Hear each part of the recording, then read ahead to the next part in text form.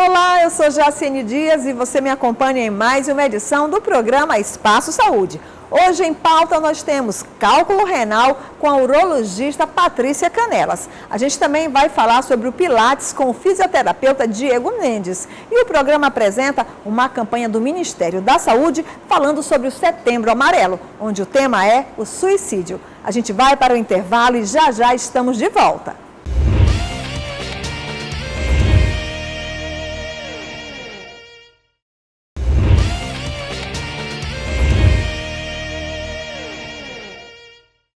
Os cálculos renais ocorrem no sistema urinário. Pois bem, nós vamos conversar com a urologista Patrícia Canelas e ela traz mais informações sobre o tema.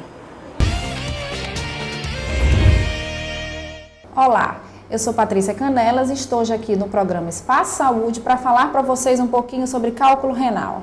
E aí, o que são os cálculos renais? Eles se apresentam como calcificações dentro da via urinária, eles podem se localizar em várias alturas dentro do aparelho urinário. Pode se localizar no rim, ureter ou bexiga. Quando eles se tornam obstrutivos, no caso, nos canais ureterais, eles dão a sintomatologia, né? O que se sente quando se tem cálculo renal? Quando a paciente tem cálculo renal, ela pode sentir vários sintomas, que vão desde sintomas leves, como ardência para urinar, a dores maiores na coluna lombar, como febre, calafrio, sangramento urinário, são muito comuns. Então, isso são o que a gente chama de sinais de alerta para o cálculo renal. Os cálculos renais, eles têm uma incidência na população de mais ou menos 60%, né? E todo mundo sempre pergunta pra gente, qual é a causa, né? O que causa o cálculo renal? Existem várias teorias hoje, né, que se explica. Uma é o fator genético, não é que seja hereditário, a gente tem que deixar bem claro, né? Porque o pai tem ou a mãe tem, que o filho vai ter, não é isso. Mas o paciente que tem o pai ou o irmão, né, que tem o cálculo renal, ele vai ter uma incidência maior, uma predisposição maior a ter o cálculo renal. Então aí a predisposição familiar é um fator determinante. A alimentação é um dos fatores que interfere na formação dos cálculos, tá? Porque a gente sabe que hoje alimentos ricos em sal, alimentos que são ricos em cálcio, né? Pacientes que utilizam grandes quantidades de proteínas, essas proteínas que são usadas para treinamento, o paciente que come muita gordura, come muita fritura, faz uso de refrigerantes, isso favorece muito a formação desses cálculos. Um outro ponto que é muito questionado em relação aos cálculos renais é, doutora, quando é que eu preciso ou não operar um cálculo renal? Então, o cálculo renal, ele vai depender se ele vai ser cirúrgico ou tratamento clínico de acordo com o tamanho e com a localização, tá? Então, cálculos que são muito pequenos, não estão tão obstrutivos, a gente pode tentar um tratamento conservador. O que consiste esse tratamento conservador? Uso de medicamentos, ingesta de água, acompanhamento rigoroso com o especialista. Já para cálculos maiores, grandes, localizados em rim, maiores que 2 centímetros, obstrutivos, que já estão causando uma repercussão clínica maior, aí a gente precisa fazer uma intervenção cirúrgica, né? A gente precisa abordar esses cálculos, até porque eles podem prejudicar o rim, então precisa de uma intervenção de emergência. É uma das causas da emergência urológica, os cálculos renais. O diagnóstico de cálculo renal, ele é feito através dos sintomas, né, onde o paciente chega até o especialista com todas essas queixas de dor lombar, febre, dor para urinar, às vezes ardência, sangramento na urina, e através de exames diagnósticos de imagem, né, o exame de imagem que melhor consegue diagnosticar um cálculo renal é a tomografia de abdômen, né? Ela faz cortes de 1 milímetro e consegue avaliar todo e qualquer cálculo, né? E a sua localização, determinando para a gente se eu vou ter um tratamento conservador, com medicação, ou se eu vou fazer um tratamento cirúrgico. O tratamento de cálculo renal, como eu já falei, ele vai se basear no tamanho e na localização. Se for cálculos menores, a gente vai abordar tratamento conservador. Se for cálculo maior, tratamento cirúrgico. E como é que funciona esse tratamento conservador, doutora? O tratamento conservador, ele consiste numa alimentação saudável, fazer o uso da medicação, tá? e que na verdade é feita durante 10 dias para poder o paciente expelir esse cálculo. E o chá de quebra-pedra, que é muito questionado se é mito ou se é verdade. O chá de quebra-pedra não é mito, ele favorece sim a expulsão do cálculo, porque ele vai agir na superfície do cálculo, deixando o cálculo mais com uma área de menor atrito e o paciente vai conseguir expelir melhor aquela pedra. Tá? Então, é verdade sim sobre o chá de quebra-pedra. Outro questionamento muito interessante da gente estar conversando é: se eu já tive cálculo renal, eu posso voltar a ter? Sim. Por quê? Porque a doença, né, calculosa do cálculo renal, ela é uma doença crônica, né? Então, assim, o paciente, se ele não mantiver uma alimentação saudável, se ele não fizer atividade física, ele pode vir a formar o cálculo novamente. Por isso, a gente sempre orienta que o paciente retorne ao médico especialista frequentemente para estar avaliando a parte renal. A incidência do cálculo renal, ele não vai ter uma predisposição se mais em mulheres ou em homens. Ele vai estar mais relacionado, sim, a essa parte de alteração de alimentação, paciente que não está ingerindo água adequadamente, que isso é importantíssimo, tá? A ingesta de água favorece a que tenha uma diminuição dos cálculos renais e é importante que você tenha a prática de bons hábitos saudáveis e alimentares, né? Então hoje a gente sabe que esse binômio atividade física e a prática de uma alimentação saudável favorece muito que não se tenha a formação dos cálculos renais. Por isso, não esqueça, procure sempre um especialista. Então, queria agradecer ao programa Espaço Saúde e a Jaci Dias pela oportunidade de estar aqui falando com vocês sobre temas tão interessantes da minha especialidade. Tá certo? Até a próxima!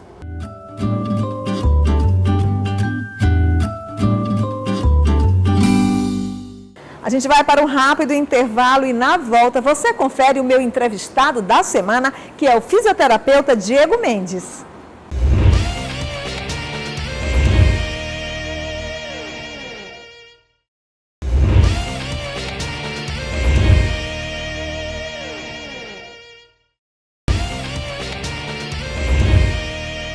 E o nosso entrevistado desta semana é o fisioterapeuta Diego Mendes. Ele que há 7 anos trabalha com o método Pilates. Eu estou aproveitando, a presença dele aqui em São Luís para saber mais informações sobre o trabalho que ele realiza. Tudo bem? Seja bem-vindo ao nosso programa. Olá, Jaciene. Obrigado pela oportunidade que você me deu aqui, o espaço para a gente falar um pouco desse método.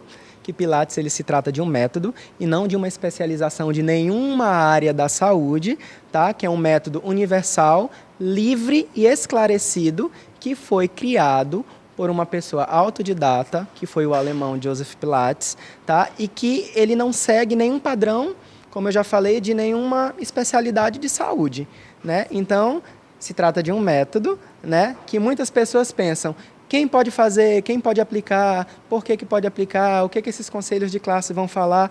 Então, ninguém tem nada a ver com o método, Então, existe uma diferença desse método aqui no Brasil, como ele é aplicado, que existem os conselhos de classes, e existem diferenciais em outros países que o método também é aplicado. Mas o que eu digo para a gente quebrar esse tabu? O que muda em relação a qualquer profissional que aplique o método Pilates é a visão por trás do método. E o que isso quer dizer? Eu sou fisioterapeuta, eu posso utilizar o Pilates para reabilitar. O educador físico pode utilizar o Pilates para ver o que pode se inserir dentro da área dele. O terapeuta ocupacional também. Então, eu acho que cada um pode aplicar, só respeitando a individualidade de cada profissão. Agora, Diego, como é que os conselhos veem o Pilates? Olha só, está existindo agora uma briga muito grande do CREFITO, que é o Conselho de Fisioterapia e Terapia Ocupacional, onde eles querem tomar o Pilates para si. Eu sou fisioterapeuta e eu poderia muito bem defender a fisioterapia, mas eu não posso. Por que eu não posso? Porque quem criou o método, Jaciene, não tinha nenhum tipo de formação acadêmica. Não é porque o Pilates ele foi trazido ao Brasil por uma fisioterapeuta que isso vai se tomar para si. Então, isso é complicado, Então, eu como fisioterapeuta, mais uma vez, não aprovo esse tipo de decisão, que eu acho que é complicado. Eu acho que cada um tem que ter o seu respeito dentro daquilo que aplica. Então, sobre conselho de classe, eu sou 100% neutro. Agora, você gosta do Pilates? Eu sou apaixonado pelo Pilates, porque o Pilates ele me ajuda a desestressar, me ajuda a reabilitar, me ajuda a promover saúde, porque no fim de tudo, o importante é eu ver o meu cliente, meu paciente, quem seja bem. E o Pilates ele me traz isso, Jaciane. Agora, você falou em desestressar. As pessoas procuram Pilates para isso? 100%, principalmente depois de um dia de trabalho estressante. Chegam clientes meus dentro de um estúdio de Pilates que dizem, hoje eu não quero fazer nada. Eu disse, poxa, hoje eu fiz uma aula especialmente para ti. Então a gente tem que mexer um pouco com o psicológico daquela pessoa, e, enquanto profissional, para dar o bem-estar que aquele cliente quer. Então isso é o mais gratificante. Agora, Diego, você durante muitos anos, né, trabalhou aqui em São Luís com o Pilates. E hoje, como é que você avalia esse método? Como é que você avalia a expansão do Pilates aqui na cidade? Olha só, muitos estúdios a gente consegue ver que inauguraram aqui em São Luís, e eu fico muito feliz em ver amigos profissionais e outros profissionais da fisioterapia, da educação física ou da terapia ocupacional abrindo os seus próprios estúdios, né? Então, agora, como eu passei um pouco de tempo fora, eu quero ver como é que está a qualidade desse estúdio. Então, eu vim com um projeto novo agora, que é fazer uma capacitação para saber se esses estúdios realmente acompanham essas mudanças que o Pilates vem tendo ao longo do tempo, né? Para a gente ver como é que é o refinamento do movimento, se realmente a pessoa faz jus ao estúdio que abriu, né? Para saber se realmente ele faz efeito. Então, agora a gente vai começar com esse novo projeto, né? Que eu tô realizando, para a gente poder fazer esse treinamento com esses estúdios aí. A gente vai tentar fazer uma parceria. Agora você está há cerca de 2 anos nos Estados Unidos. E o que levou você para lá? Olha só, em 2014 foi a primeira vez que eu fui aos Estados Unidos, e da noite para o dia eu comprei passagens para passar 5 dias nos Estados Unidos, e decidi tentar vivenciar o Pilates. Por quê? Joseph Pilates ele era alemão. Ele era autodidata. Só que depois da Segunda Guerra Mundial, ele pegou um navio, foi embora para Nova York, onde ele abriu o primeiro estúdio de Pilates, que fica na 8ª Avenida, próximo a Times Square e o Central Park. Então, eu sempre tive vontade de vivenciar o Pilates onde ele surgiu. Que o primeiro estúdio, como eu acabei de falar, foi em Nova York, chamado Art of the Contrology, que do inglês vem a arte da contrologia. Então, Joseph acreditava, e eu também acredito, que a mente controla o corpo. A mente controla todos os teus movimentos. Então, vivenciar o Pilates nos Estados Unidos tem feito eu analisar que lá eles estão anos-luz à nossa frente, né? E eu espero poder contribuir um pouco, né, na vivência que eu tive lá, nos poucos dias que eu ainda tenho aqui, passar para essas pessoas. Porque quando um profissional ele pega algo novo, ele tem que passar para os seus outros colegas, porque eu acho que é aí que está o X da questão, né? Profissional não deve guardar conhecimento somente para ele. Ele deve passar para os seus amigos, para os seus colegas de trabalho, que é para a gente poder se ajudar. A gente precisa de união na classe da fisioterapia ou de qualquer outra classe que exista. Agora, qual o diferencial do Pilates dos Estados Unidos para o Brasil? Perfeito. Nos Estados Unidos você não precisa ter nenhum tipo de formação acadêmica, tá? Lá se trabalha mais com um tipo de aparelho, não é aqui como no Brasil. Eles trabalham com um tipo de Pilates mais clássico. O que é isso? Deixa eu explicar rapidinho como funciona. Nós temos 2 tipos de Pilates. O Pilates clássico, que são 34 exercícios que Joseph Pilates realizou e patenteou, e hoje existe o Pilates moderno ou contemporâneo. Só muda a nomenclatura, mas é a mesma coisa. Que se utiliza faixas elásticas, bolas, não é verdade? Se utiliza cordas. A gente vê hoje em dia muitos exercícios de Pilates com meninas de cabeça para baixo, batendo fotos e vendendo, fazendo propaganda, o marketing. E isso que é o diferencial desse Pilates moderno, que utiliza acessórios, do Pilates clássico, que são os 34 exercícios que Joseph criou. Entendeu? Então, tem muita gente que me pergunta, Jaciane, e esse exercício aqui que a Bruna Marquezine ela fez, eu posso fazer? Não sabendo o quê? Eu não sei se a Bruna Marquezine já tem uma base de Pilates. Eu não conheço o corpo da Bruna Marquezine para saber se ela já estava apta a fazer aquele movimento. Uma vez, em um estúdio de Pilates, chegou uma menina com uma revista, mostrou para mim, quero fazer esse movimento aqui que a Angélica fez. Aí eu virei para ela e disse, mas creio que você ainda está em um pré-Pilates. Então, é isso que a gente precisa diferenciar. É isso que a gente tem que analisar. Não é porque a Jaciene Dias fez um exercício de cabeça para baixo que outra pessoa vai chegar no meu estúdio dizendo que quer fazer o mesmo movimento. Isso é muito de individualidade, de cliente para cliente. Você está voltando quando para os Estados Unidos? Eu volto praticamente em 1 mês e meio a 2 meses, estou voltando para minha nova casa, que está me acolhendo bastante, mas as minhas origens são aqui. Então eu vou ficar nessa ponte aérea, que é uma ponte bem extensa, né, Jaciene, entre Nova York e São Luís. Mas tem sido bem gratificante para mim poder voltar aqui agora e contribuir com os meus amigos profissionais, contribuir com tudo, na verdade.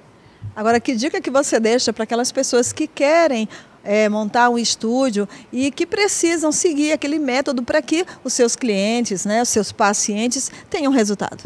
Olha só, a dica ouro. Antes de abrir um estúdio de Pilates, tenha no mínimo 300 horas de Pilates em relação ao método. Porque se você ficar apenas em uma formação completa para fidelizar clientes, não vai adiantar. Então essa é a minha dica ouro, única e exclusiva para quem quer abrir um estúdio de Pilates, ou seu negócio, onde dentro desse negócio tenha inserido o Pilates. Diego, muito obrigada pelo nosso bate-papo, adorei. Eu que agradeço, obrigado pela porta que você me abriu e espero estar mais vezes aqui com você. É sempre um prazer.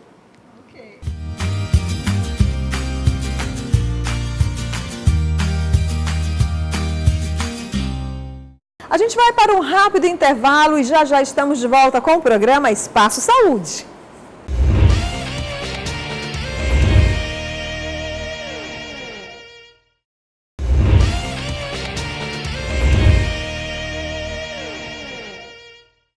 Setembro Amarelo é uma campanha brasileira de prevenção ao suicídio e que foi iniciada em 2015. A gente agora traz para você uma matéria produzida pelo Ministério da Saúde que fala sobre o assunto. Confira.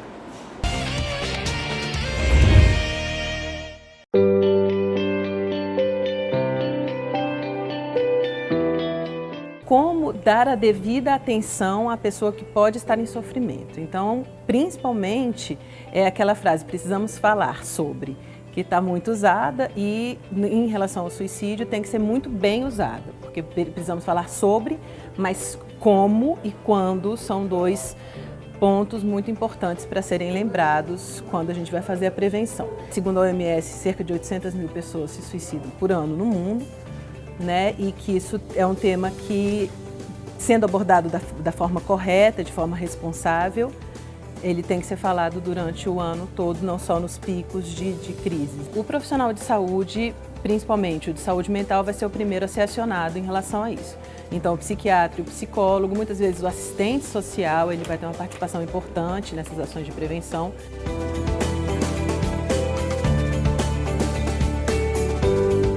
Uma diminuição do autocuidado, uma pessoa que de repente talvez não esteja se alimentando muito bem ou em relação à higiene, para ficar alerta, né? Um isolamento muito grande, a pessoa de repente passa a conviver menos com a família, né? Fica muito tempo sozinha. Uma mudança repentina de humor, pode ser uma pessoa que era mais extrovertida, que fica mais introvertida, ou o contrário, também uma atitude mais acelerada pode também manifestar uma mudança. Um abuso maior de drogas lícitas e ilícitas também, como álcool, cigarro, outras drogas. E nos jovens, prestar atenção com a automutilação, porque não necessariamente é um sinal para uma ideação suicida, mas é uma manifestação de um sofrimento psíquico que deve ser levado em consideração. Então, fatores de risco, né? Idade, 14 a 24 anos, mais ou menos, na nossa sociedade. Gênero, homens estão mais a risco de morrer por suicídio do que mulheres. Homens com mais de 70 anos, né? Pessoas que trabalham na indústria fumageira também, se supõe que existe um fator orgânico, que é o manganês presente no agrotóxico do fumo, né? Alguns grupos dentro da sociedade que têm menos acesso a direitos, né? Menos acesso à educação, à saúde, eles poderiam estar mais a risco também. Jovens em idade escolar também, por essas questões que a gente já comentou, bullying na escola, uma dificuldade de uma perspectiva de futuro. Nós vivemos um momento muito tenso na sociedade, até de um vazio político, um vazio, uma falta de... Não sabemos o que vai acontecer, né, politicamente, então isso é um fator de risco importante hoje na nossa sociedade também.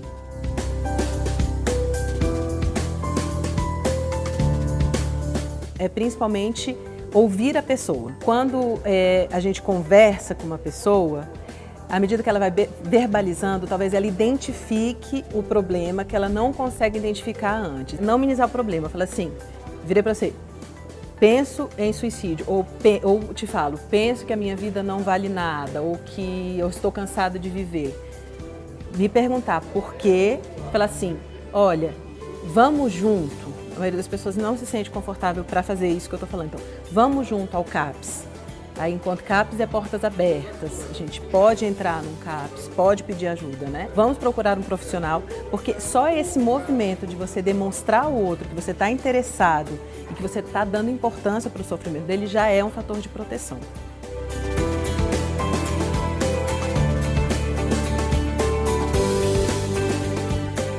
O programa vai ficando por aqui, mas na semana que vem você tem um encontro marcado comigo aqui na TV Guará, sábado, às 12h30 e também em horário alternativo na quinta-feira, às 10h30 da noite. E só lembrando que se você quiser ser parceiro do nosso programa e anunciar, basta entrar em contato com o telefone que está aparecendo no seu vídeo. Até semana que vem!